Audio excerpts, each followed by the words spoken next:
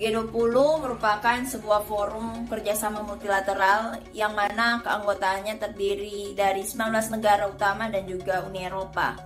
Yang mana pada tahun ini Indonesia dipercayakan untuk melanjutkan tongkat estafet dengan menjadi tuan rumah presidensi G20 yang nantinya akan dilaksanakan di Bali pada akhir tahun 2022 ini.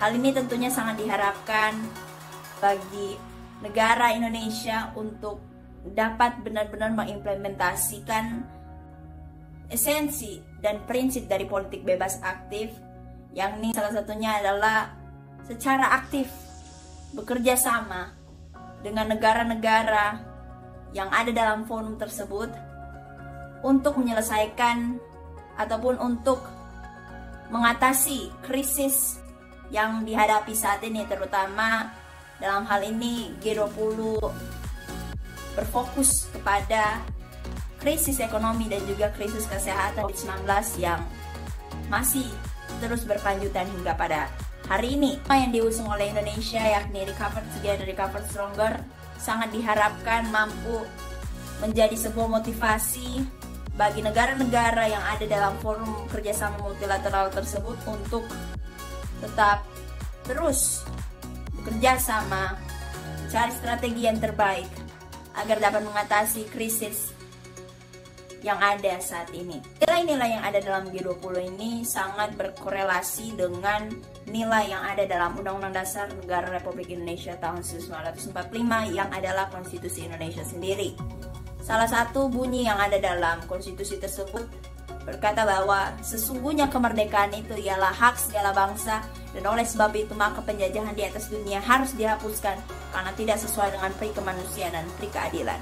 Penjajahan yang ada saat ini bukan hanya tentang darah dan daging saja, akan tetapi penjajahan yang kita lihat pandemi COVID-19, hal itu merupakan sebuah ancaman yang nantinya kedepannya jika kita tidak bisa mengatasi, kita tidak bisa membuat langkah-langkah preventif, maka kita sendiri yang akan kesulitan dan dijajah dengan krisis-krisis tersebut.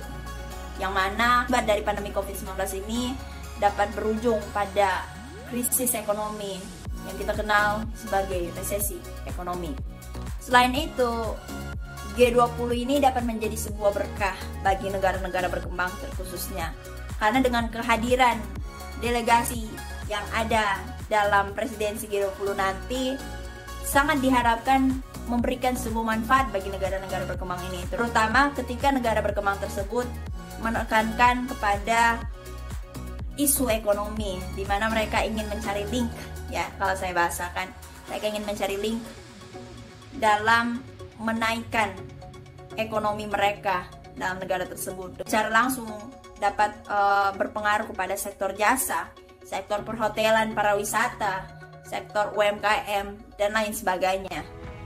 Serta yang tidak langsung, ya, manfaat yang tidak langsung yang dapat dirasakan adalah menarik persepsi investor asing dan pelaku ekonomi dalam sektor internasional, regional, maupun dalam sektor global. Sehingga kita bisa melihat mengapa Bali yang dijadikan sebagai tempat pelaksanaan pertemuan atau forum kerjasama multilateral ini, ya karena Bali menggambarkan bagaimana diversity itu, bagaimana populisme itu sendiri, bagaimana perbedaan budaya dan juga branding dari budaya itu sendiri dipromosikan untuk nantinya dapat menarik kunjung pariwisata nantinya. Tema presidensi G20 di tahun 2022 sekarang adalah Recover Together, Recover Stronger.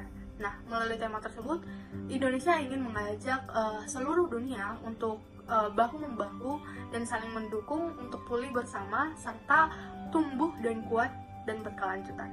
Jadi, dalam KTT G20 ini, Presiden Jokowi ingin mengusulkan 3 upaya dalam percepatan pencapaian SDGs. Nah, Presiden Jokowi ingin mendorong negara-negara agar melakukan sejumlah upaya mempercepat pencapaian tujuan dari SDGs ini sebagai memenuhi hak-hak pembangunan yang berkelanjutan. Jadi, target SDGs ini harus diperjuangkan meskipun pasca pandemi COVID-19 ini.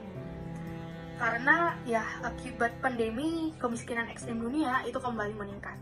Untuk itu, G20 berusaha melakukan upaya memastikan SDGs itu tercapai sesuai dengan target, yaitu 9 tahun lagi. Jadi upaya yang akan dilakukan yang pertama menggalang solidaritas untuk membantu negara dan masyarakat yang paling rentan. Nah, menurut Jokowi di sini inisiatif Debt Service Substantion ini serta tambahan alokasi SDR senilai $650 menjadi langkah penting untuk memberi rokok kebijakan bagi negara berpendapatan rendah dan menengah untuk berkonsentrasi melawan pandemi. Yang kedua, memperkuat kemitraan global untuk membangun pendanaan dan akses teknologi bagi negara berkembang.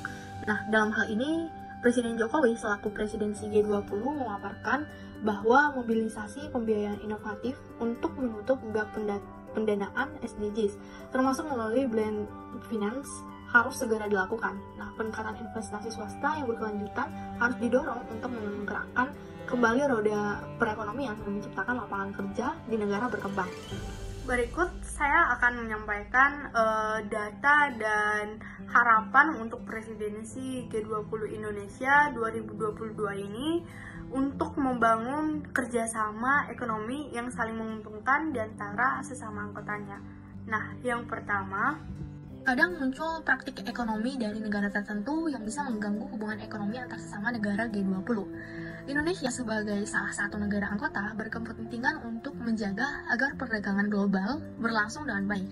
Jadi Indonesia perlu menegaskan bahwa tindakan unilateral dari suatu negara yang mengabaikan kepentingan bersama, seperti terlihat dalam kasus perang dagang antara Amerika Serikat dengan Cina, itu adalah tindakan yang tidak dapat dibenarkan. Nah, karena tidak sejalan dengan tujuan pembentukan G20, yaitu mengedepankan kerjasama.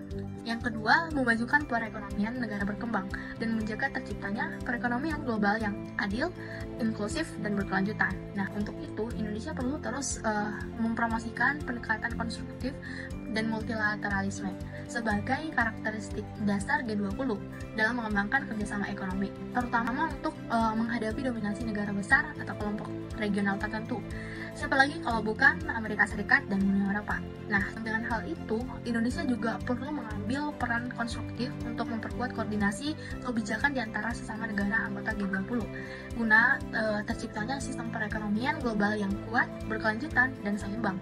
Nah, karena tidak tertutup kemungkinan dalam kerangka memajukan perekonomian nasionalnya, masing-masing sesama negara anggota G20 akan berkompetisi untuk merebut pasar global. Yang ketiga, meningkatkan pencapaian ekonomi melalui sektor investasi dan perdagangan dengan cara meningkatkan nilai ekspor melalui kerjasama dalam G20, mendorong kontribusi investasi dan perdagangan dalam pertumbuhan global, memanfaatkan jaringan global, melakukan evaluasi terhadap pelaksanaan perdagangan bebas, dan melakukan penguatan terhadap sistem perdagangan multilateral. Nah, untuk mendukung pencapaian kepentingan Indonesia di G20 tersebut, DPR harus menjadi bagian yang ikut memperjuangkannya melalui aktivitas diplomasi parlemen. Nah, baik secara bilateral melalui pertemuan dengan parlemen negara sahabat dari negara G20 maupun melalui pertemuan-pertemuan multilateral di berbagai forum antar parlemen internasional dan regional seperti Interparliamentary Union atau IPU dan Asia Pacific Parliamentary Forum.